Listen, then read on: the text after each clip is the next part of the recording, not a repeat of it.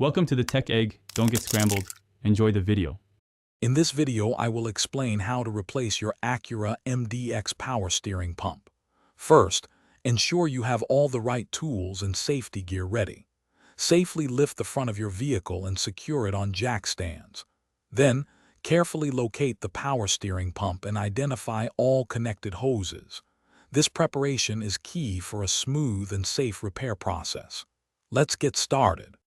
Now, let's get to removing the old pump. Begin by draining the power steering fluid into a proper container to avoid spills. Next, carefully disconnect both the high-pressure and return hoses from the pump. Be ready for some residual fluid. Finally, unbolt the old power steering pump from its mounting brackets. Take your time with each connection to prevent damage. Quick recommendation: if you're finding this video helpful, please hit that like button and subscribe for more content. On another note, upgrade your clean game with the Shark AI Ultra Robot Vacuum.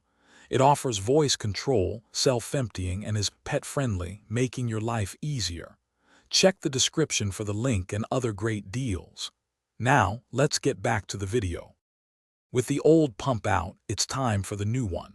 Carefully install the new power steering pump onto the engine mounts, ensuring it's seated correctly. Reconnect all the hoses, making sure they are tight and secure to prevent any leaks. Finally, refill the reservoir with the correct type of new power steering fluid. Remember to bleed the system properly after refilling. Thanks for watching. Consider subscribing if I helped unscramble your problems.